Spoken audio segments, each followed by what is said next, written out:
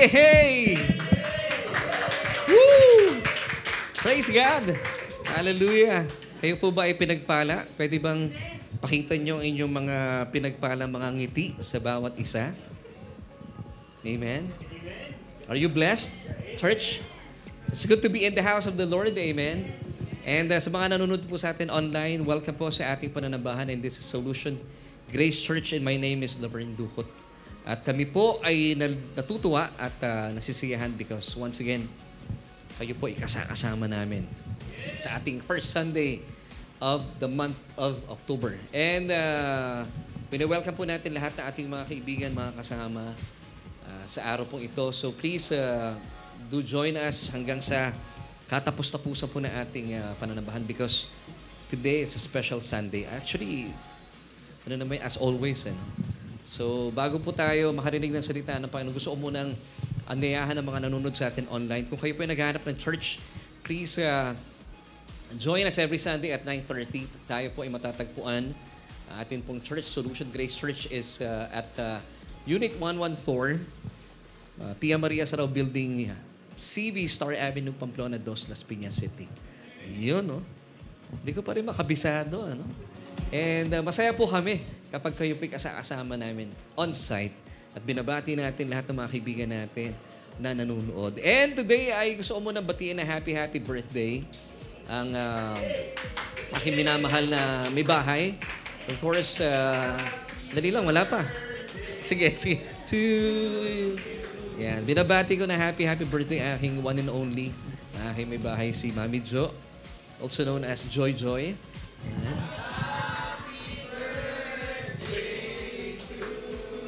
Yan ang mga masunuring manggagawa. And, of course, happy birthday.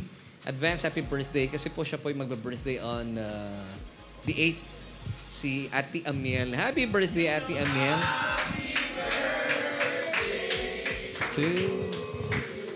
At binabati na rin natin yung kapatid ni Ate Amiel, si Kuya Arnel.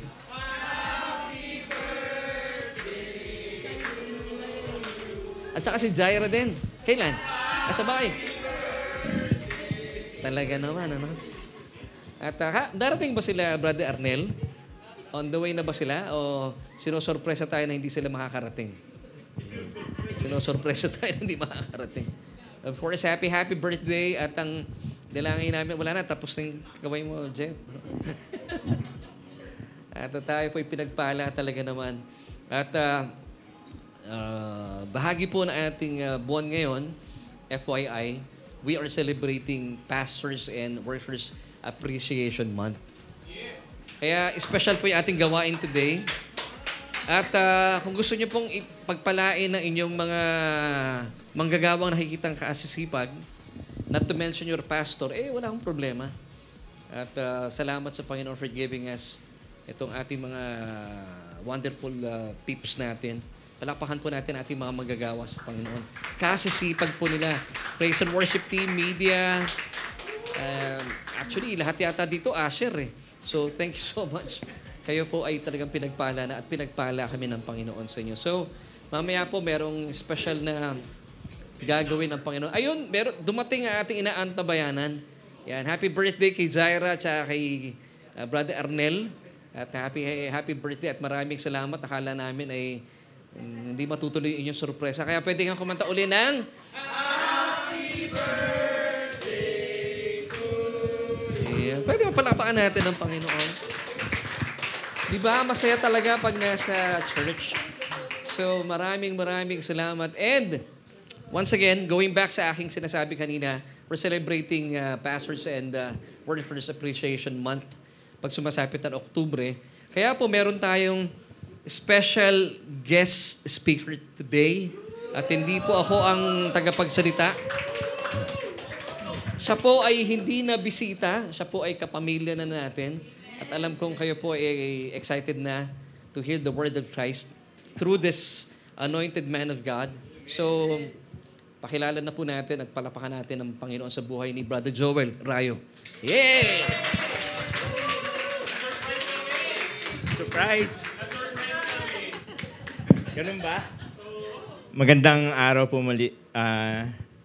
Mas nakakakaba yung yung pakilala. But anyway, sa ating mga gusto ko lamang po magsimula sa isang sana po yung pag-take natin ng Holy Communion, wag po nating binabaliwala.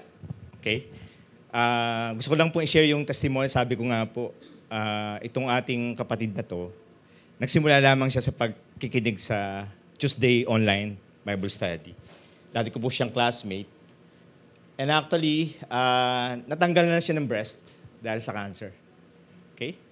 But ang good news is that, sabi ko nga siya ang mag-testimony. Siguro one of these days, magsusulat siya, magpapadala siyang testimony. Pero alam niyo po, siguro mga month or two ay 2 months ay umiyak siya sa amin, napakalungkot niya kasi parang sumasakit uli yung kanyang So sabi namin, lalo na sa akin, sabi namin kasama namin sa prayer. And you know what? Nung nagkaroon na siya ng peace, okay? Na-realize niya yung goodness ng Panginoon. 2 test ang kailangan niyang gawin. Okay, pangalawa, una is kailangan masigurado talaga kung yung lump ay cancerous talaga. Pero sabi ko sa kanya, pag-pray natin. Alam niyo po, yung unang kanyang dalaw sa kanyang doktor, yun po yung lump, nawala na po yun. Yeah, kaya tuntua siya. Sabi niya, bro, isa na lang, yung PET scan. Hindi ko alam kung ano yung PET scan eh. Siguro yung mga paramedic dito courses or... Yeah, yun. Si attorney, thank you. Though napakahaba. Oo, tama. Pero alam niyo po, yung kahapon lang lumabas yung kanyang PET scan. You know what? Ang sinasabi ng doktor is clear siya sa cancer stage. Kaya po, sabi ko, totoo po yun. Napaka-powerful ng elements ng communion. Huwag niyo po nating binabaliwala, sabihin natin, ritual lamang. Kami po ni Mrs., kada devotion po namin araw-araw, nagko-communion po kami. Meron kaming cup talaga at saka bread sa bahay. Na every time magpipray kami, hindi po nawawala yung elements na yun. Kaya palakpakan po natin muli ang Panginoon. Hallelujah. Totoo pong nagpapagaling ang Diyos. Okay? Kaya one of these days, sabi ko nga, kapatid, kung nanonood ka man ngayon, alam kong natatawa ka sa akin. Kasi nagpaalam po ako sa kanya kaninang umaga. Kaninang umaga lang po niya kinonfirm sa akin yung result ng PET scan niya. At sabi ko, nagsimula siya actually sa SGC. Kaya mamaya po, encourage ko kayo, prayer ko po, okay, yung ating message ngayon is para sa encouragement ng lahat. Kaya tayo po muna po yung manalangin. Dakilang Diyos, kami po nagpupulit, nagpapasalamat sa yung pag-ibig sa amin. Really, oh God, wala kaming mapagsidlan ng tuwa na tunay nga yung dealing mo sa amin, napaka-personal, napaka-Father, oh God, sa amin. Salamat na marami, Panginoon. And as we gather, oh God, in this sanctuary, even on our online brothers and sisters, oh God, Lord, I know you are now embracing us, Panginoon, and you will talk to us, O God, mightily, Panginoon. Upang ma-realize namin, sino po ba kami, Panginoon, sa iyong piling, Panginoon naman. We thank you, we bless you, Lord God. Salamat na marami sa pangalan ni Jesus. Amen. Okay. Ngayon po ay, sabi ni Pastor Kangina, yung October na to is what? Workers' Appreciation Month. And I'm so glad na ako yung nag-start. Kumbaga ako yung nag-push ng button para i-celebrate natin yung Appreciation Month para po sa ating workers. And kaya nga po, ang aking pinrepare na message is about becoming a pillar in God's house. Yan. Actually, yung ating pag-usapan, siguro natin, mga kapatid namin sa online, kala natin, yung mga tumatayo lamang ditong workers. Okay? Sila lamang yung talagang may responsibility para mag-work yung isang church. Pero tayo pong lahat, actually, ay workers sa Panginoon. Amen po ba? Kung kayo po ay naniniwala doon, say amen. Okay. Kasi tayo po ay may kanya-kanyang role. Okay? May kanya-kanya tayong gagampanan. Hindi po lahat ay, sabi nga po ng Bible, di ba? Hindi lahat ay tenga. Hindi lahat ay mata. Okay? Kasi nakakatakot naman na kapag labas mo rito, makakita ka na puro mata ang katawan ng tao. Joke lang po. Pero yun po yung build, okay? O yung pagkagawa ng Panginoon sa church niya. Okay? So becoming a pillar in God's house. But then, ang pillar po na to, okay? Actually, may stages eh. So tignan po natin, pag-aralan natin ngayon, paano ba tayo magiging pillar? Okay? So tingnan po na muna natin. Okay, ang question po natin, okay? Sige po, ayan. Sino rito walang failure? Walang ginagawang pasaway?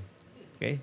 Nasabi niya, pagdating niya sa church, parang wala naman akong role doon, parang wala importante. O kaya, nakatisod ba ako or nakasakit ng damdamin? So paano ako gagamitin ng Lord? Okay?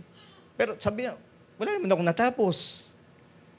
Okay? Hindi naman ako nakatapos ng pag-aaral ko. O kaya, wala naman akong maraming pera. Okay? So paano ako gagamitin ng Lord? Minsan na ano niyo po ba yun? Na itatanong niyo sa sarili niyo, ano nga kaya ako gagamitin ng Lord? Sa aming mga nasa online, siguro nagtataka rin kayo or marami din kayong questions. Paano nga ba ako magiging effective? Okay? Sa sambahan ng Panginoon.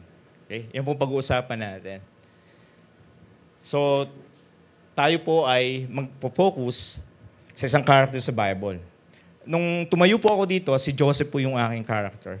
Ngayon, si Peter. Tingnan po natin ano yung pwede na nating makuha sa buhay ni Peter at kung paano siya minold ng Lord para maging isang Peter, para maging isang napaka-powerful na disciple during that time.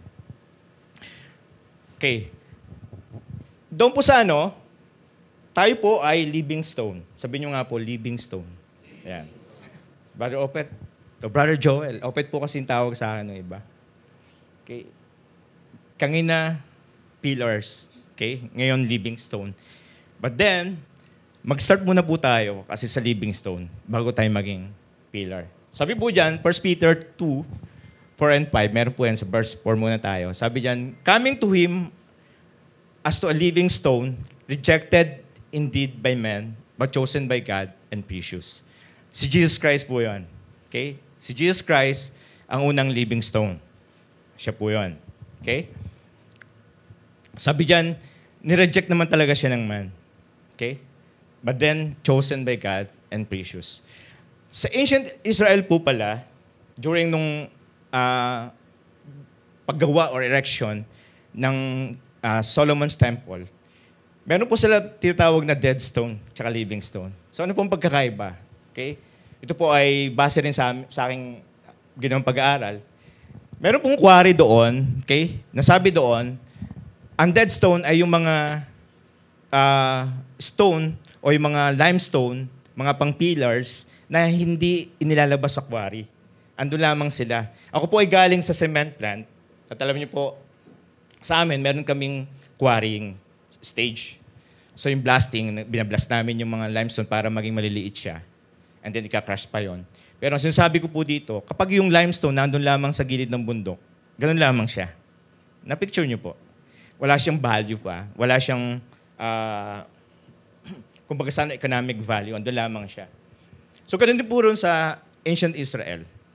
Nung that time, kapag yung pillar o yung stone ay nandun pa lang sa wala pa siyang value, ang tawag po sa kanya ay dead stone. Paano siya nagiging living stone? Ang gagawin po ng mga gumagawa ng temple doon, so chichisel nila yun. So ilalabas nila, hubugin, at kung ano yung requirement na size at shape niya, ganun po ang nangyayari. At i-erect nila yon, okay? And yun po ang tinatawag nilang living stone. So ano po ang analogy nito sa atin? Anong comparison nito sa atin? Sabi dyan, sa verse 5, ano sabi dyan?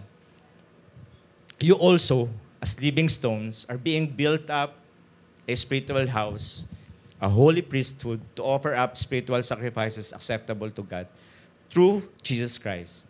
Okay? So, ganun po ang nangyayari sa atin. Sabi diyan, tayo ngayon ay dahil kay Kristo, tayo na yung living stone. So, hindi lamang tayo mga dead stone na nakaupo lamang kayo dyan, mga kapatid, nakikinig sa akin. So, kayo po ay living stone. Sa ano pang paraan? Mamaya po makikita natin. Sabi diyan, being built up a spiritual house. Okay? Tayo po ay holy priesthood. Okay? And to offer up spiritual sacrifices acceptable to God through Jesus Christ. Sa pag-upo niyo po yan, sa pag-share natin ng buhay natin ngayon, okay? Tayo po ay nag-offer ng spiritual sacrifices sa Panginoon. Kami po galing pa ng Bulacan. Okay? So, gumising kami maaga. Okay? And hindi sacrifice, sabi ko sacrifice sa amin, pero natutuwa po kami na every time na kami po ay nadadalo dito, napupuno po ng joy yung aming puso. Kahit na malayo kami. Okay? Wala po sa amin yon. Okay? Kaya nga po sabi ni Pastor, hindi na ako bisita. Sabi nga, Pastor, huwag mo na akong pakilala kasi hindi naman ako bisita na. Madalas na kami rito. Okay? Okay? So, bawat isa atin may purpose po. Sabi niyo nga po sa katabi niyo, may purpose ka, kapatid, sa pag-attend mo ngayon. Yeah. Hindi lamang bang magbutas ng silya. Alam niyo po, sa church namin sa North Sagaray, nung po kami nag-build or nagtatayo kami ng church sa summer, nung pinesent namin yung, alam po yung challenge sa church, natutuwa po kami dahil may mga nag-response kahit meron po doon isang lola, balo na po siya, may pinag-aaral siyang apo. At nagulat kami na isa siya sa mga unang nagbigay ng pera. At sinabi niya, Brother Opet, gamitin mo to o gamitin niyo to sa pagtungo ng summer. Nagulat kami. So, ibig lang sabihin, mga kapatid, sinare ko to kasi kailangan natin makita yung role natin. Well, mga pillars na sila, Pastor. Tama yon. Pero tayo, mga living stone, na kailangan nating makita yung role natin. At siguro kami hindi nag-usap ni Pastor, pero sabihin ko po sa inyo to, kahit sa online, na ngayon po yung time, okay, na kailangan po nating makita talaga yung needs na ma-reach out natin yung mga wala pa sa Panginoon. At nakatutuwa, nung pong nakilala namin si Pastor, talaga naghahanap kami ng church din kasi talaga, na sabi nga po, church na same father and same mother. Okay? Kasi may mga kapatid tayo, same father but not same mother. Alam niyo na po ibig ko sabihin. So, 6 years ago na ba, Pastor? Okay, 6 years ago.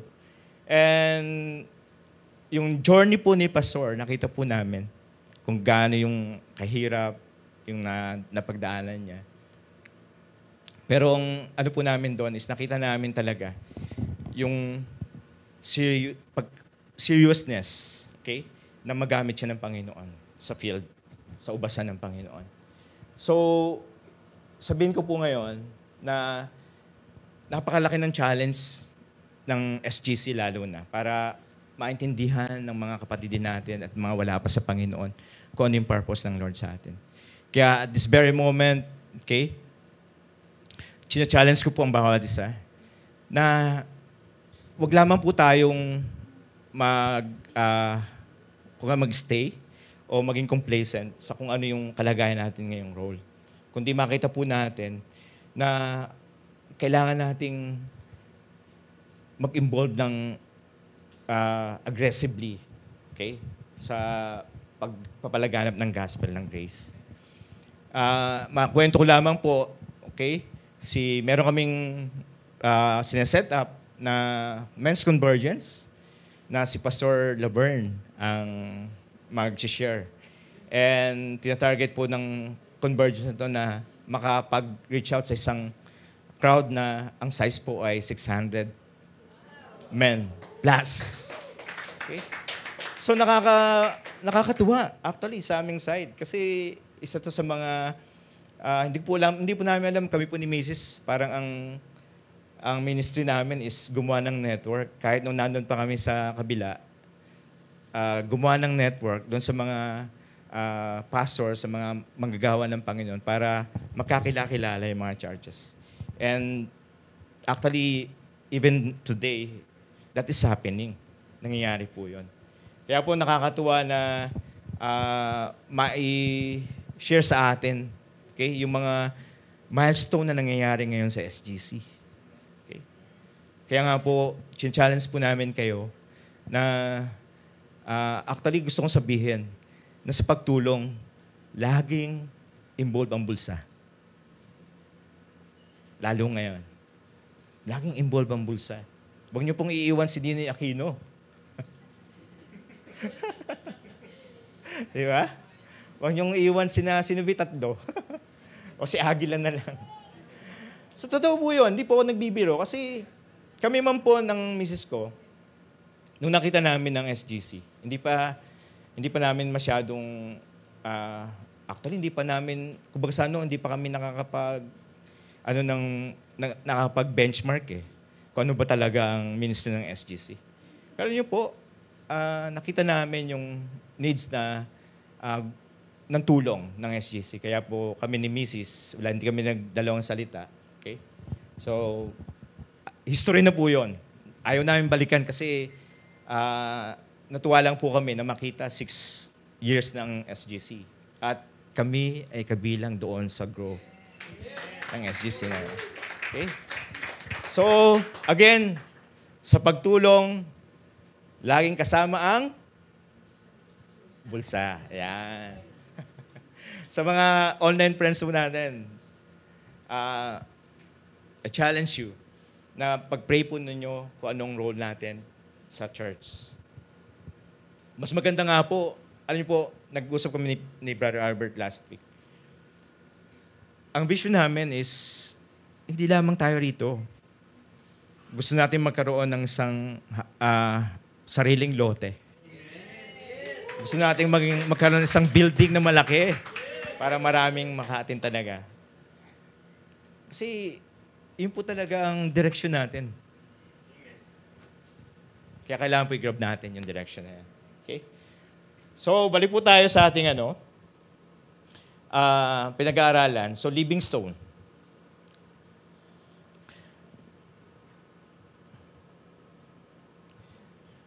Tayo po ngayon ay mga workers, sabi ko nga po.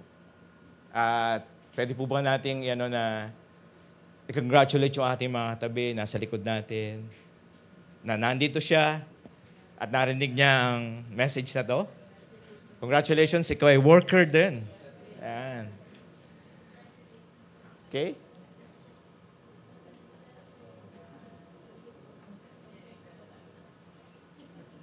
So sabi, nakita natin kanina, we are royal priesthood, We are spiritual house. And sabi nga po, paano naging living stone? Tingnan po natin. May parallelism yung ating buhay doon po sa mga limestone na to or mga pillars na to. So 1 Peter 2:9, sabi dyan, but you are a chosen generation. Sabi nga po tayo, a royal priesthood. Basahin po natin. A holy nation, His own special people, that you may proclaim the praises of Him who called you out of darkness into His marvelous light. Okay? So sabi po natin kanina, dalawang klase yun, dead stone tsaka living stone. Yung living stone, kasi ang quarry po ay madilim. Okay? Lalo na kapag kayo po ay napunta sa mga minahan ng gold, ang mga underground, po yun, may mga underground tunnel doon at napakadilim. Talagang kailangan lang nila ng ilaw para makita nila yung mga ore na kinukuha nila. So tayo man po, ganun ang ginawa sa atin ng Panginoon. Kaya mo, ang inano ko ngina, marami din question, ako pasaway, hindi man ako nakatapos. So tayo yun eh. Okay? Ako man, may mga pagkakataon na yung condemnation talagang nagki-creep in. Kaya nga po dapat palagi tayong nakikinig sa message of grace. Si Pastor merong Tuesday program. Okay? Atin tayo. Kasi once na merong isang word na bigla na lamang na mag-ano tayo, marinig natin, yung condemnation ng kaaway, bubulungan ka niyan. Okay, sabi ko sa iyo, ganito ang buhay mo eh. Hindi ka karapat dapat talaga eh. Dapat nasa sulo ka lang. Dapat hindi ka kumakanta. Tapos, pagpunta mo rito, uminit pang ulo mo kasi sa traffic, problem. Okay? Pero, ang purihin ng Panginoon, dahil yung righteousness niya talaga, pinag-allow niya sa atin. That we can say again, Lord, salamat sa righteousness mo. That we can go back to Him and say, I am a living stone. You called me out of darkness into His marvelous light. Tayo po yun. Ginawa tayo ng Panginoon na living stone. Hinila niya tayo sa darkness ng buhay natin. And this darkness, well, maraming beses na magpapaalala ulit sa atin dyan. Maraming beses na sasabihin sa atin, hindi tayo karapat-dapat. Pero purihin ang Panginoon. Dahil once na nag-receive tayo sa Kanya, tinagap natin ng Panginoon, wala na tayo sa darkness na yan.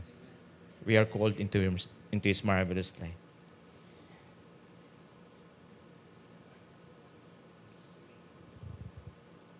So paano yung process ng pagiging pillars? Okay? Kasi wala na tayong question na tayo po ay living stone. But then, ang gusto po ng Panginoon ay maging pillars tayo sa house ng Panginoon. Kasi, whether we like it or not, okay? Alam niyo po, ang direction natin ay mag-expand. So, whether we like it or not, darating ang panahon, si Pastor, kahit Sunday morning, pupunta yan sa isang church kasi na-invite. So, kailangan may tumayo. Brother Albert, Sir Miel. Tatayo lang. Pero mag-speak. So, darating po yun. Hindi po natin maiwasan. Well, andun na tayo. Living stone. Then, kailangan natin maging pillars sa SGC. Kailangan nating tumayo na, maging mature para tayo man po ay makapag-share ng gospel. Okay? Tayo man po ay magamit ng Panginoon na tayo na nasa front line. Hindi na tayo nandyan. Amen po ba? Gusto niyo po ba yun? Ayan Ang Lord ang nakarinig doon. Okay? So sa Revelation 3:12, meron po itong sinasabi, kaya sabi diyan, He who overcomes, I will make him a pillar in His temple, in the temple of my God. And he shall go out no more. Okay? I will write on him the name of my God and the name of the city of my God, the New Jerusalem, which comes down out of heaven from my God. And I will write on him my new name. Yan. Gusto niyo po ba yun? Yung parang si Superman kayo? Na pag ginano nyo, nakalagay, I'm a child of God. Hindi po S. Okay? So, ganun po tayo inuhubog ng Panginoon na gusto niya maging pillars tayo. Si Peter, James, and John, siya po yung isa sa mga, tingnan po natin, pag-aaral natin mamaya. Okay? He who overcomes. Paano po tayo nag-overcomes? Hindi sa sarili natin. Ng mga skills, education, kundi nag-overcome tayo dahil sa finished work ng ating Panginoon. Okay? Yan po. Galatians 2:9, dito po sinabi, okay? And when James, Cephas, and John, who seemed to be pillars, perceived the grace that had been given to me, okay? Si Apostle Paul po nagsasalita dyan. They gave me and Barnabas the right hand of fellowship that we should go to the Gentiles and they to the circumcised. Ito yung sinasabi ko, naghiwalay na sila actually kasi. Okay? Naghiwalay na sila at lumawak na talaga ang church ng Panginoon sa panahon nila, Apostle Paul. Okay? At kailangan ng tumayo rin. Okay? Ng mga iba pang mga workers at the time. At ang pagiging pillars, mga kapatid, maaaring sa journey natin, hindi may iwasan yung magkasakitan tayo ng mga pananalita. May mga taong ginagamit ng Diyos para magbigay ng correction sa atin.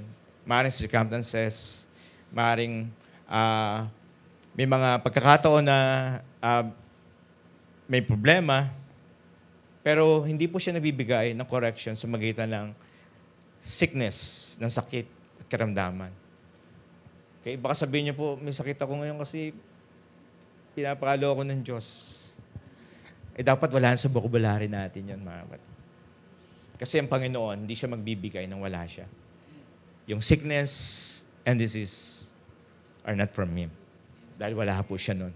Okay? Yung correction is via, paalala ni pastor, okay? Sa mga kapatiran din natin. So dapat ma-realize natin na we are being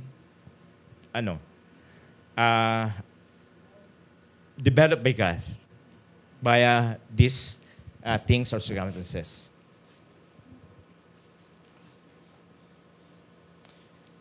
Sabi mo, kapatid, ayoko maging pillars. Kahit hindi ka pillar, gagamitin ka pa rin ng Panginoon. Okay? Ang daming mga chances, okay, na pwede tayong gamitin ng Panginoon. Kahit i-share lamang natin yung program ni Pastor, yung link, okay, gawin natin. Kagaya po ng ginawa ko po sa classmate ko na yan, na ngayon, healed na ng cancer. Okay. So dahil lamang yun, isa yun sa mga small things na magagawa po natin. Kung ayaw mo maging pillars kasi mahihain ka or what. Okay. Ano po, ako rin ay nagsimula sa ganon. Sabi nga po sa akin, nag-attend ako ng siguro mga, during mga high school days. Sinabihan ako kasi gusto kong umawit sa choir at the time. Sabi niya, kapatid, boses palaka ka. Talaga sinabi po yun. Okay? Sinabi po sa akin yung boses palaka ako. Pero hindi po na huminto ako doon. And one time, ito po ay isang pastora, nagsalita. Ako po yung nag-worship lead. So sabi niya, alam niyo yung kanyang introduction, nung tumayo sa harapan, na-bless daw siya sa nag-lead ng worship. Wow, ako yun. Pero hindi ko sinabing gano'n. Pero what I mean is that, ang Panginoon, hindi naman siya huminto eh. Nung tayo nakakilala sa Kanya, hindi siya huminto ng pag-develop din sa atin. Actually, hanggang ngayon, I believe, nangungusap ang Lord sa atin. And I believe maraming madya-challenge na sila man ay tatayo rito sa harapan, magte-testify sa goodness ng Panginoon. Ang tingnan po natin ngayon, paano ba nagsimula si Peter? Si Peter, okay, nung siya ay nagsimula, actually ay inintroduce siya ni Andrew, yung kanyang kapatid. And si Andrew at si James, that time, nung siya ay nag-aayos ng lambat, that time, si Andrew at si James ay original disciple ni John the Baptist. Okay? But then, nung nakita niya si Jesus Christ, inintroduce ni Andrew at ni John the Beloved, si Peter kay Jesus, and yun po yung nagsimula kung paano naging disciple si Apostle Paul. Sabi niyan sa John 1:40, one of the two who heard John speak and followed him was Andrew, Simon Peter's brother. Okay? And then, he first found his own brother Simon and said to him, "We have found the Messiah." Okay? And which is translated the Christ.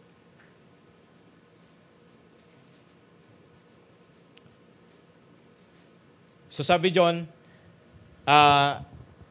42, and he brought him to Jesus. Now when Jesus looked at him, he said, "You are Simon, the son of Jonah. You shall be called Cephas," which translated stone. Ayan. So tingnan po natin yung buhay ni Apostle Peter. Okay? Si Peter po ay isang tao na impulsive. So actually, by the term, masungit po siya. Okay? Hindi siya meron po ba rito masungit? Nasabi mo, ayokong lumapit sa taong to kasi paglapit ko parang bigla na lang magagalit sa akin. So nung nag-meet ni Jesus si Apostle Peter, bigla niya kagad tong pinangalanan. Okay? Ang Lord po ganon, sinset up niya tayo. Okay? Nung tayo nakakilala sa Panginoon, may degree. Merong journey tayo na tinadaanan. Maraming sa journey natin, marami pa rin questions, marami pa rin mga binabato sa atin ng kaaway. Pero let's hold on to Jesus. Huwag po tayong ma-discourage na kapag meron dyan ay problem, nawawala tayong bigla, hindi tayo makausap, okay? Sabi natin, mag-stop na lang tayo sa Panginoon. Huwag na akong umatin dahil parang ako pasaway naman ako, parang ganon. Pero si Jesus po, siniset up tayo sa isang gawain. Okay? Sabi nga ng kata natin, the best is yet to come. Ganon din po sa ating buhay. Hindi pa po tapos ang Panginoon sa atin. Siniset up pa rin po niyo tayo.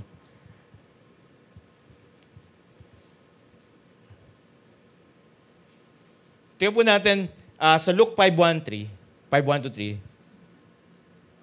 nung nag-start na si Jesus sa ministry, okay? Meron isang pagkakataon doon na talagang ang daming mga crowd na gustong makarinig kay Jesus Christ. So sabi nga po dyan, yung incident na to, yung multitude, pinepress talaga siya. So ibig sabihin, nagkakagulo, alam niyo po ba? Hindi naman po tayo ganun kasi parang sa celebrity siguro, yung biglang pag nakita ka, takbuhan sila sa'yo, gustong magpa-picture. So ganun din po ang nangyari sa ating Panginoon. Hindi dahil sa nagano siya, si Jesus Christ siya, pero gusto nilang marinig kung anong mga teachings ng ating Panginoon. Ayun nga po sabi dyan, so it was as the multitude pressed about him to hear the word of God that he stood by the lake of Gennesaret. Okay? And verse 2 sabi dyan, and so two boats standing by the lake, but the fishermen had gone from them and were washing their nets. Okay? So nakakita si Jesus Christ ng dalawang boat. Okay? At ang isang boat doon, sa verse 3, then he got into one of the boats, which was Simon's. Okay?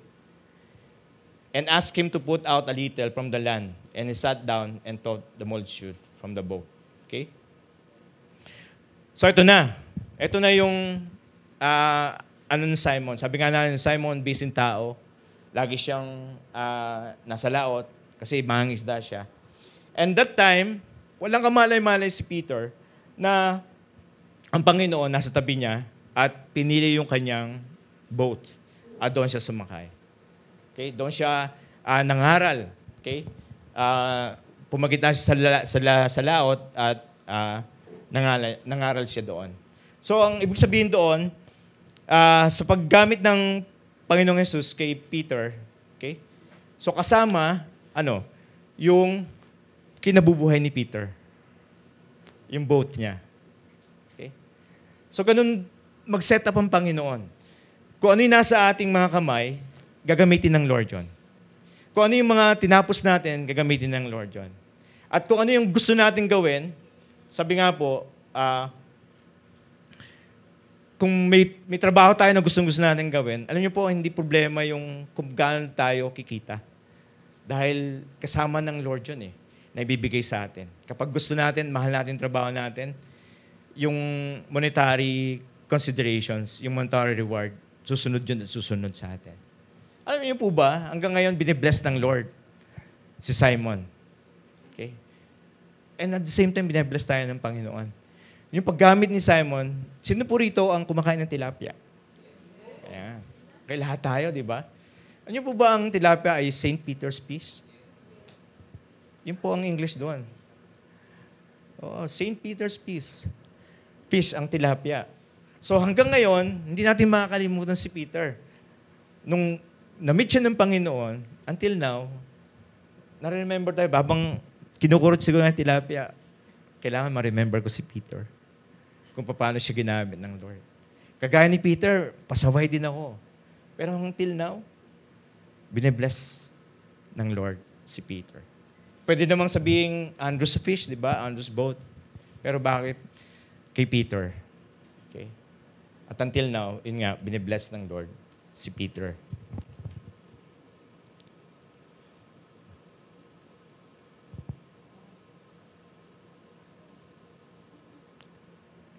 Ito pa isa. May isang pagkakataon, Okay? Tingnan po natin yung Luke 5. For muna. Ayan. May isang pagkakataon na sina Peter, pagod na. Okay? Siguro ganun din tayo. Sabihin natin, ang dami nang ginagawa sa church. Tapos siguro sinasabi natin, itong tinitingnan kong to, kala ko siya makapag-encourage sa akin, pero ang nangyari, parang siya pa yung nag-discourage sa akin sa ministry. Ganun naman pong ginawa ng Panginoon kay Peter. Sabi niya, pagod na si Peter, sabi ng Panginoon sa kanya, okay, launch out into the deep and let down your nets for a catch. Actually, na-share na sa atin ito ni Pastor Lambert. Siguro, si Peter that time, pagod na nga ako eh. Galing na kami sa bumagdamag na pangingisda pero wala kaming nahuli. Okay? Pero sabi ng tao nito, intusan ako. Ibalibag ko yung aking lambat.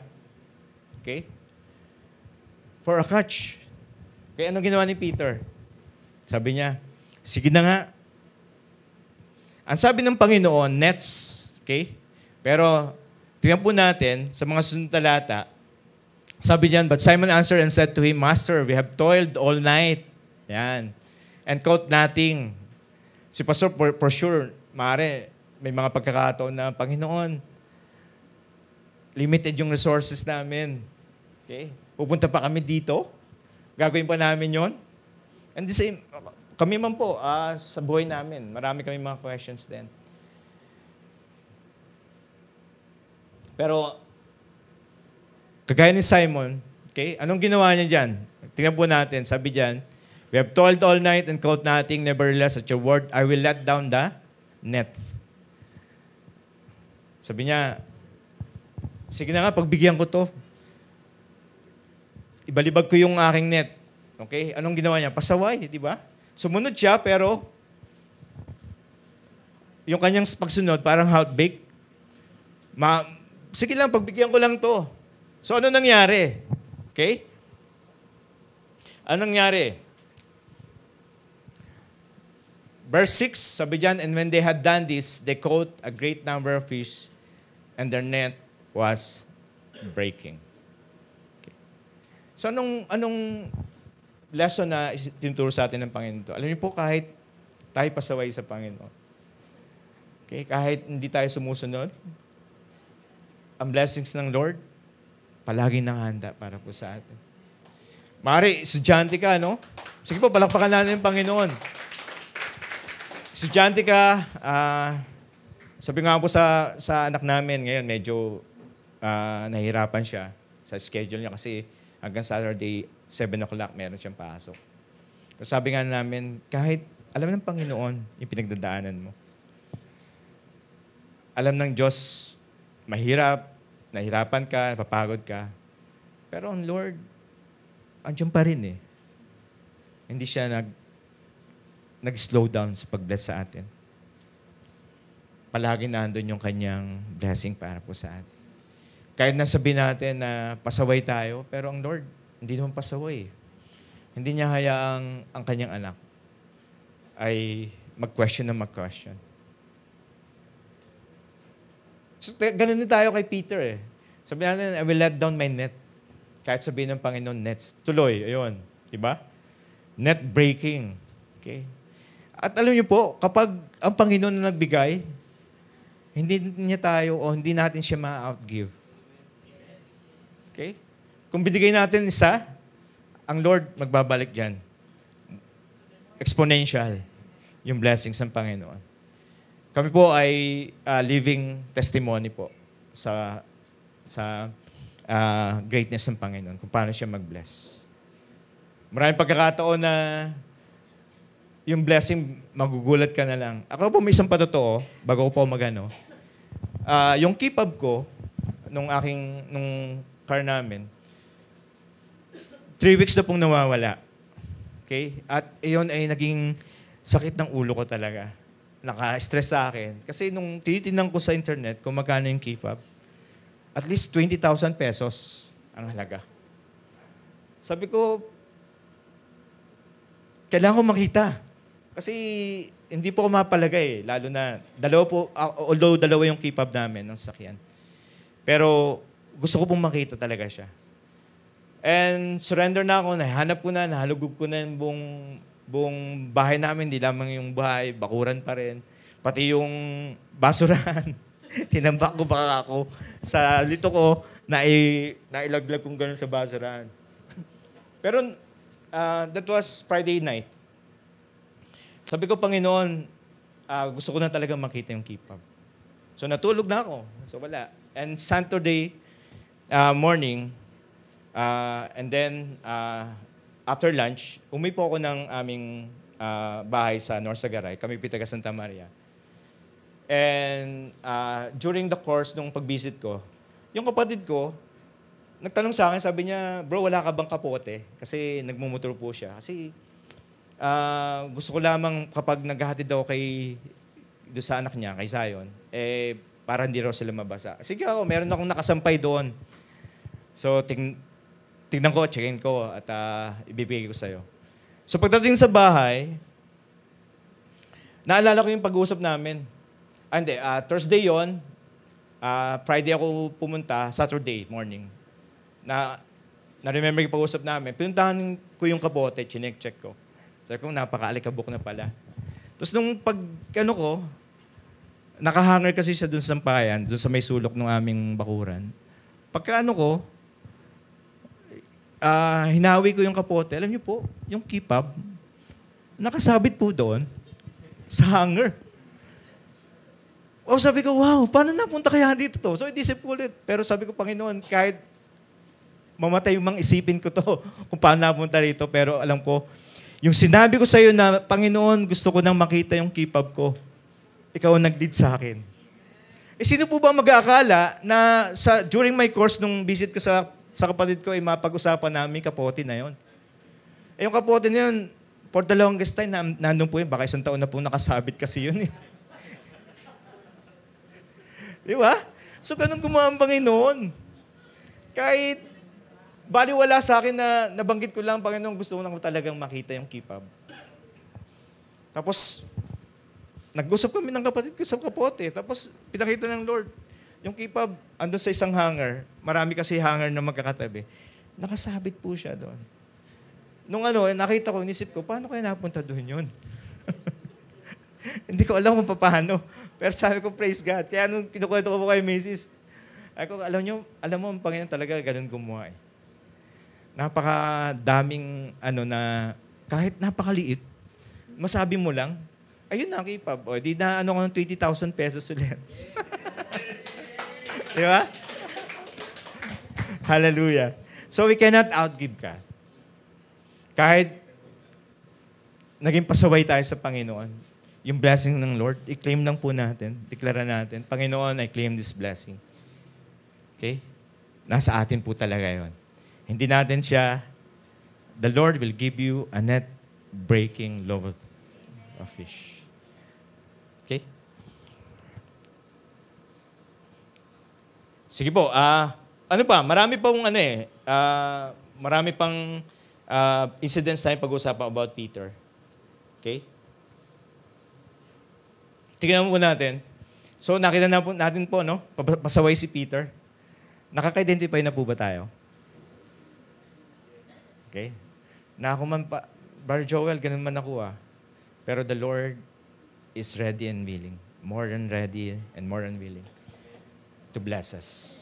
Manghawakan po tayo sa promises ng Lord. Deklara po natin, sabi ka ngayon ni Abes, let's all declare we are, greatly blessed, deeply loved. And, highly favored. Totoo po yun. Ako po, every time na meron last week lamang, kwento ko pa rin, daming kwento, Kasi mas maganda yung living testimony. Hindi ko naman po,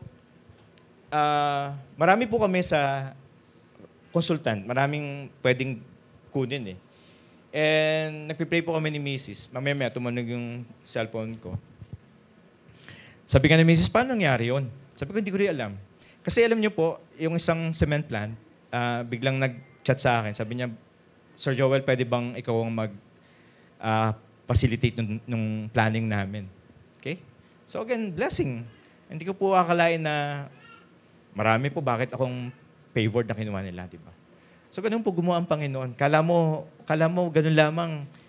Pero ang Panginoon, nasa side lamang siya, nakatingin sa atin at ready to bless us. At alam po ang key? Wag po tayong mararatel. Wag po tayong ma-discourage. Wag po tayong matatakot. Wag po tayong sabihin natin na or ma-stress. Kasi yun po yung inaabangan sa atin ng dyablo. Alam po yun. Kapag hindi na tayo at rest, kapag stress na tayo, tsaka siya biglang mag-inject ng mga thoughts na hindi ka ready, hindi ka para dyan. So let's all just be at peace sa Panginoon. Hayaan natin ng Lord ang kumilos. At ang Panginoon ay i-bless niya tayo. So another area, ito naman po, magpunta naman tayo sa isa pang pagkakataon, yung feeding of 5,000. Si Peter at yung kanyang mga kasama, ano po nangyari doon? So, pinakain ng Panginoon yung 5,000 men ng 5 loaves and 2 fishes, nakakain sila doon. Sabi ng Panginoon, mauna na kayo. So, naiwan ng Panginoon, sa John 6, makikita po natin yon. Naiwan yung Panginoon, doon po sa Mount, ang sabi ng mga scholars, Mount Arbel, yung sinabi ng Panginoon, magpipray lamang siya. So, umakit siya doon sa taas. At sa pag-akit niya doon, itong mga alagad niya ay nauna na patawid sa Capernaum.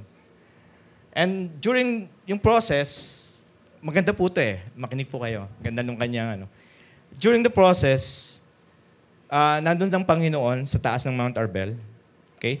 At itong mga alagad, tumawid na sila. At ang sabi dyan, sa John 6, pakita po natin nga. Now when evening came, his disciples went down to the sea. Okay? Verse 17, got into the boat and went over the sea toward Capernaum. And it was already dark and Jesus had not come to them. Okay? Sabi ko nga po, naiwan si Jesus doon sa ibabaw ng Mount Arbel dahil gusto niya mag-pray. And already dark. Ito pong dark na pinag-usapan natin is between 3 a.m. to 6 a.m. Ito po yung fourth watch ng night na tinatawag natin. So, ano po sunod dyan? Then the sea arose because a great wind was blowing. Okay? Yung pong Sea of Galilee, ano po yun character niya talaga na bigla na lang, may biglang malakas na hangin na dumarating. Okay? So when they had rowed about 3 or 4 miles, sabi dyan, they saw Jesus walking on the sea and drawing near the boat, and they were afraid. Bago po tayo pumunta doon sa pagkakataon o sa incident na yon, na si Jesus ay pumunta sa kanila, merong ibang story sa Bible, or I mean yung ibang sa ibang gospel, yung story doon. Sinabi doon na nakita ni Jesus Christ yung kanyang mga alagad na nagro-row amidst Sea of Galilee. Nung pinag-aaralan ko po ito, sabi ko, ganun ang Panginoon? Yung sabi ng mga scholars, yung layo nung boat doon kay Jesus Christ sa Mount Arbel is 3 kilometers. And take note, ito yung pinaka madilim na bahagi ng gabi. Anong sabi nung story ng gospel? Jesus saw them rowing. Jesus saw them rowing. Sabi niyo, yung mata ng Panginoon, okay, 3 kilometers. Kahit nga may night vision na military gadget, hindi kayang kilalanin kung sino nasa 3 kilometers na yun. Pero ang Panginoon, nakikita niya. Anong significance sa atin? Mga kapatid, kahit sa darkest na sitwasyon ng ating buhay, yung mata ng Panginoon nakatingin sa atin. Yung mata ng Panginoon, kahit sabihin mo, hirap na ako, siguro may trabaho ka na napaka-demanding. Yung business mo, nakikita mo parang palagpak na, parang going to bankruptcy. Estudyante, ang hirap, ang daming load. Pero alam niyo po, ang Lord, kahit sabihin na siguro sa feeling natin, naiwan ng Lord, hindi tayo tinitingnan. Pero ano yung mata ng Panginoon? Lagi nang nasa atin. Even in the darkest night of our lives. At ang maganda po rito, yun nga po, sabi niya, nung nakita ng Panginoon, hindi nagkatubili ang Panginoon. Okay? Pinuntahan kaagad sila. Ano po yung story na to, Mount Arbel, ganun po ang Panginoon. Ang Panginoon po natin is sitting at the right hand of the Father. Pero kahit na nandun siya, concerned siya sa ating mga buhay. Hindi siya nagpabaya. Hindi siya kailanman nag-stop sa pagtulong sa atin. And then sabi doon, Jesus walking on the sea and drawing near the boat, and they were afraid. Si Peter ulit, ano sabi ni Peter? At ang maganda pa rito, sa verse 20, nung tayo nag-afraid, nung tayo natatakot, sabi niya, it is I. Do not be afraid. Okay? So kahit na, hindi ko alam ang sitwasyon ng buhay nyo, mga kapatid, lalo mga nasa online natin, maaring may kinatatakutan kayo. Pero nyo po yung word ng Panginoon, it is I. Do not afraid. Kasi doon palagi ang Panginoon eh. Palagi siyang nangunguna sa ating buhay. Sa Matthew, ano po tayo? Yung isang account, sa Matthew naman sabi diyan, si Peter ulit. Si Peter answered him and said, Lord, if it is you, command me to come to you on the water. Okay? Siguro tayo man, no? Kung tayo man yon. Kasi nagsalita ng Panginoon eh. Huwag kang matakot, Peter. Huwag kayong matakot, ako to. So, si Peter, matapang talaga, di ba? So, anong ginawa niya? Sabi niya, Panginoon, siya nag-volunteer. Kung ikaw yan talaga, palapitin mo ako. So, again, anong nangyari doon? Okay? So, he said, come, sabi ng Panginoon. And when Peter had come down of the boat, he walked on the water to go to Jesus. But when he saw, verse 30, but when he saw that the wind was boisterous, he was afraid and beginning to sink. He cried out, saying, Lord, save me. Again, anong makikita nating lesson po doon?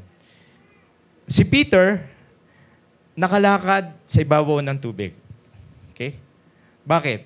Dahil ba meron siyang kapangyarihan din? Pero nakalakad siya dahil nakatingin siya kay Jesus Christ. Okay? So anong implication to or significance sa atin? Yung pong mga waves, yung pong mga lakas ng hangin, for example, for sure, malamig ba rin doon. Ito po yung mga challenges ng buhay natin. And as long as nakatingin tayo sa Panginoon, hindi tayo affected noon. Amen po ba? So ang lesson sa atin is that tinuturo sa atin na kapag tayo nakapokus sa ating Panginoon, kahit anong challenges meron tayo, kayang-kaya nating batiin. So lumabog si Peter dahil lamang nakita niya yung malakas na hangin. Nakita niya yung malaking mga alon. Sa ating pong buhay, dapat tayo at yung challenges ang nakapagitan po doon si Jesus Christ. Lagi po natin gawin yon. Dahil kapag ginawa natin yon, apektado tayo, pero ang Panginoon, siya pa rin ang tumutulong sa atin. So, John 6:21, sabi diyan, then they willingly received him into the boat, and immediately the boat was at the land where they were going. Mga kapatid, challenge ko, basahin niyo po yung account na to. Kasi ito po ay talagang marami tayong matutunan. Yung pong verse 21, sabi naman diyan, nung pinasakay nila si Jesus Christ, nagulat na lamang sila. Nasaan na sila? Nasa shore na. Okay? So again, anong masabi natin doon? Kapag si Jesus ang nasa ating boat, ang boat po natin ay church, family, business, trabaho po natin, pag-aaral natin. Kung ano po yung sitwasyon natin ngayon, yun po yung boat natin ngayon. Na kapag pinasakay natin ng Panginoon, okay, yung pong story na to, yung 3 to 4 miles pa lamang sila, sabi nung sabi geography, yung Mount Arbella tsaka yung Capernaum na yun, almost 9 miles po yung 9 miles yung layo niya. Okay? Yung lawak na tatawirin nila. At yung mga disciples nasa 3 or 4 miles lang po raw. So ibig sabihin nasa gitna lamang sila. And nung nag-step si Jesus Christ doon sa boat, nagulat sila, nasa shore na sila. So the same thing ang gagawin ng Panginoon. Yun po ang ginagawa ng Panginoon sa ating buhay. Biglang-bigla, andun na yung answer ng Panginoon, yung tulong niya sa atin. Si Peter, again, pasaway. Si Peter, napakaraming mga ginagawa sa buhay. Okay? Siya rin yung nag-cut ng tenga nung umaresto kay Jesus Christ. So, marami po to, but then, tatanghaliin tayo. So, tingnan na lang po natin kung paano na-restore si Peter. Okay? Ni Jesus Christ. Siya pa rin nagkanulo kay Jesus Christ, di po ba? Ng 3 beses. Okay? Siya po yung, nung transfiguration, sabi niya, all of a sudden, bigla siya nagtaas ng kamay. Sige po, gagawa kami ng tatlong tent para po kay Isaiah, kay Moses, at kay Jesus Christ. Pero tingnan po natin, after ng resurrection, after ng magano po tayo kasi tumagal na po ako.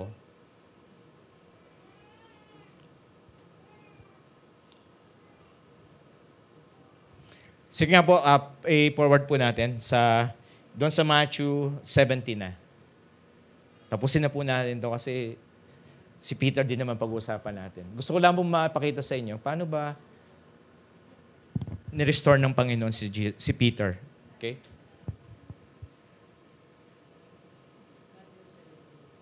Okay. Yan po. Okay. And behold, Moses and Elijah appeared to them, talking to him. Ito po yung transfiguration. Sige nga, anin pa natin? Ayan po. Then Peter answered and said to Jesus, Lord, it is good for us to be here. If you wish, let us make here 3 tabernacles. One for you, one for Jesus, and one for Elijah. Ito po ay nasa Bible. Sige po, tingnan natin. And then Peter answered and said to Jesus, Lord, okay, sige pa. Next. Ayan. While he was still speaking, behold, a bright cloud overshadowed them, and suddenly a voice came out of the cloud saying, This is my beloved Son, in whom I am well pleased. Hear him. Okay. Sino po nandun? Si Moses, si Elijah, tsaka si Jesus Christ. Okay?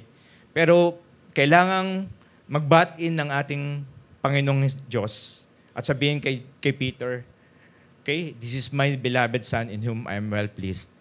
Hear him. Hindi po sinabi doon, hear them. Sa New Covenant na meron po tayo ngayon, okay, hindi na si Moses, hindi na si Elijah ang pinapakinggan dapat natin, kundi si Jesus Christ na. Okay? Kasi tingnan niyo po, hindi na binirebuke si Peter, okay, ng ating Panginoong Diyos. Okay? At sinabi niya, dapat si Jesus Christ lang pakinggan. Hindi na ang law, si Moses ay isang nagre-represent ng law, si Elijah nagre-represent ng mga prophets. Okay?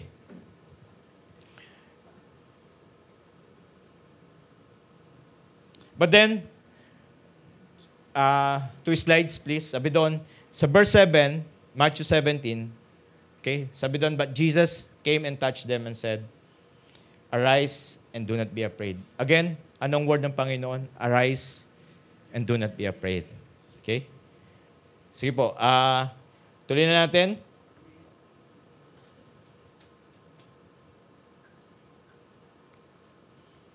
Sa John 21, tingnan po natin. Kasi mahaba pa rin na-prepare ko. Pasensya na po. John 21. Ito na po yung pagkakataon na si Peter, di ba, after na pinagkanulo, nalungkot si Peter. At ang sabi diyan,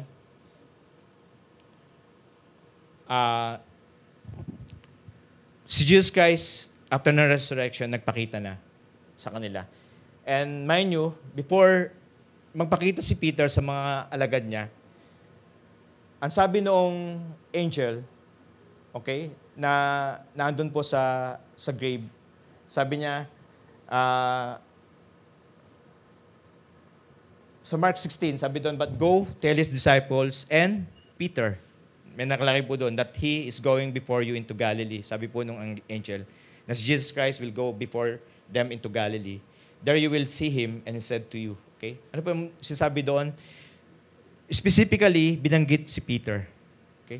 Specifically, binabanggit tayo ng Panginoon sa ating mga first name ngayon.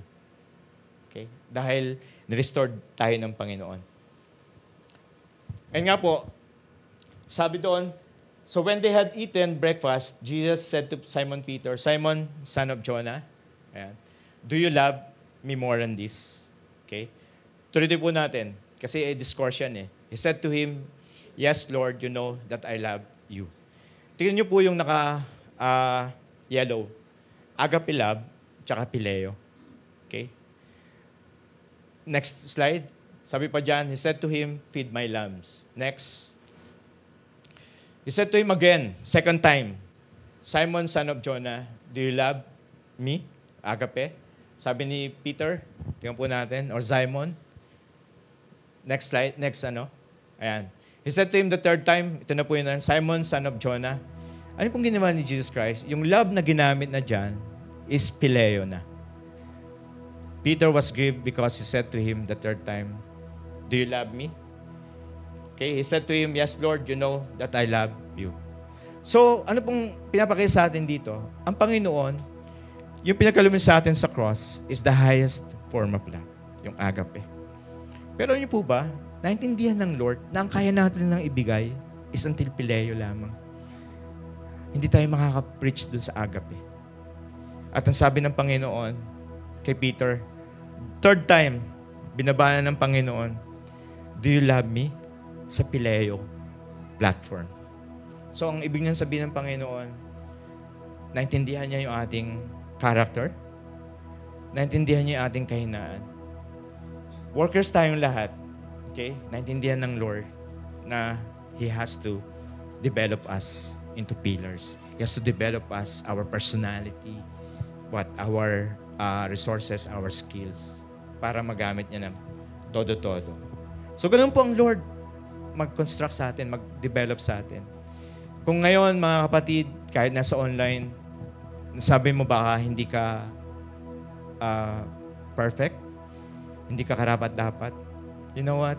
Hindi naman yung skills mo, hindi yung strength mo ang pagkakaloob ng Panginoon, kundi yung magagawa niya sa ating buhay. Okay? Lahat po tayo workers. Mga kapatid namin sa online, kayo man po ay workers. And we're glad na kasama po namin kayo. Okay? Ano sabi doon? Feed my lamb. Okay. Sa ating mga sariling buhay, kaya po natin mag-feed ng lamb. Yung katabi po natin, kaya natin encourage yan. Kahit sa small tap sa likod, yung kumusta lamang is a very good start. Okay? Kumustahin po natin sila dahil kahit ano pong kaliit ang kaya nating ibigay, it would do great sa templo ng Panginoon, lalo na sa SGC. Okay? Sana po sa pag natin sa ni Peter, pag-study natin sa buhay ni Peter, marami po talaga yon. Ang dami niyang ginawang pasaway, si Peter, at makaka-identify po tayo. Yung Mount Arbel, it signifies the heaven, kung nasaan ang Panginoon nakatingin sa atin.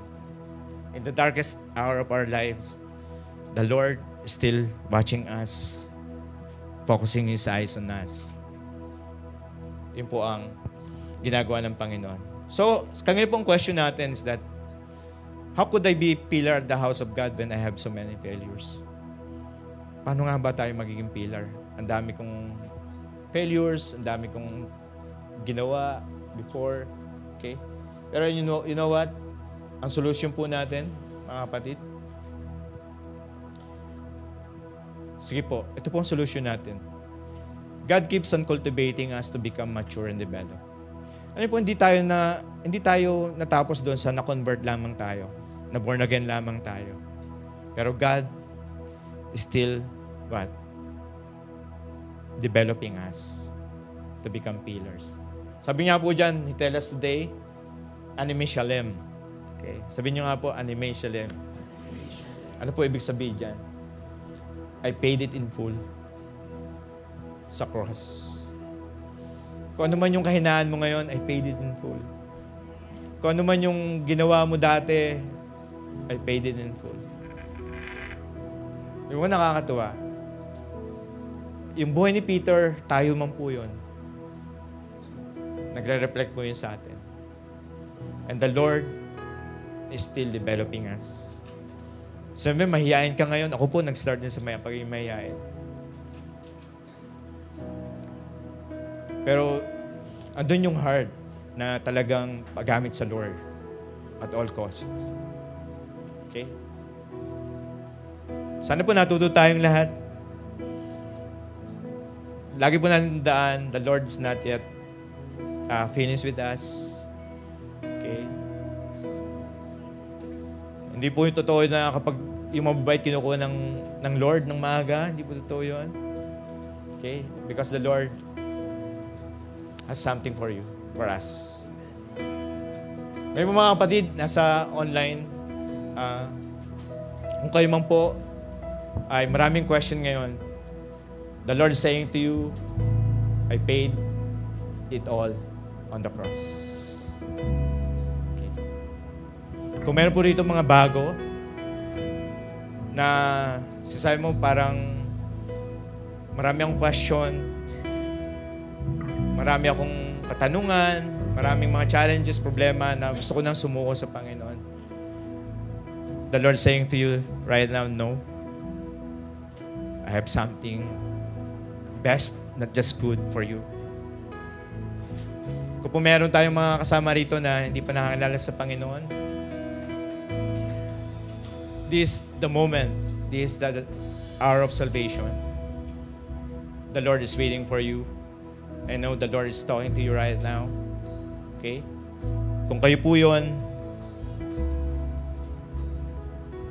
I will lead you in a prayer of acceptance sa Lord. At sabihin, Panginoon, salamat po na ikaw po ay namatay para po sa akin. Dati hindi ko po alam yung significance ng cross. Pero salamat sa araw na to, nakita ko, Panginoon, yung pagmamahal mo sa akin. Salamat sa pagtanggap mo sa akin, Panginoon. Habang tinatanggap kita sa aking puso ngayon. Salamat sa kaligtasan. Salamat sa iyong pag-ibig. Ako po ngayon ay nakahandang sumunod sa iyong kalooban. Salamat po ng marami. In Jesus' name. Pwede po bang mag-pray muna tayo sandali? Panginoon, salamat sa buhay ni Peter. Salamat, Panginoon, na kami po, mga anak mo, ay hindi pa perfect, Panginoon. But salamat, Panginoon, sa araw-araw na pag-develop mo sa aming buhay. Kami po ay patuloy mong tinatanggap sa iyong piling, niyayakap, Lord, kapag may mga challenges na hindi namin kaya, dahil alam po namin, dinala mo sa amin. Anime shalem, Lord Jesus. You paid it in full, O Lord, already. And we thank God, Lord, for that. We bless you. We glorify you. In Jesus' name. Amen. Salamat po naman.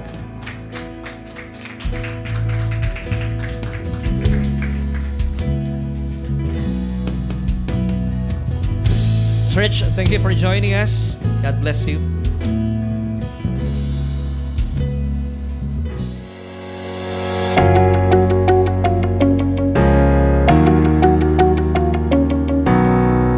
Amen! Thank you, Lord, sa panibagong revelation na nakuha namin today.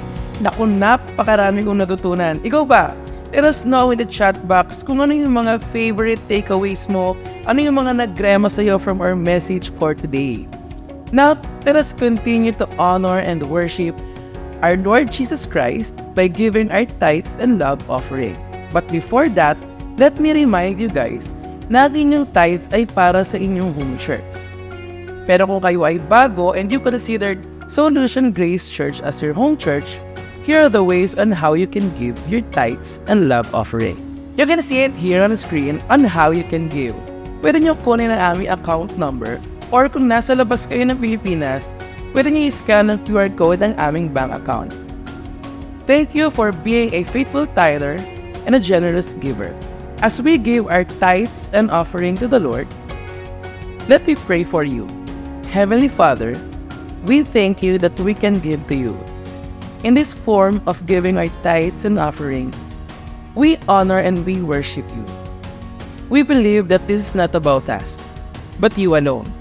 And I declare blessings and favors on us today and in the coming days and weeks. In Jesus' mighty name, amen. Thank you for joining us today on our Sunday online worship celebration. My name is Emma, and we hope to see you next week. Keep this in mind. You are greatly blessed, highly favored, and deeply loved by God.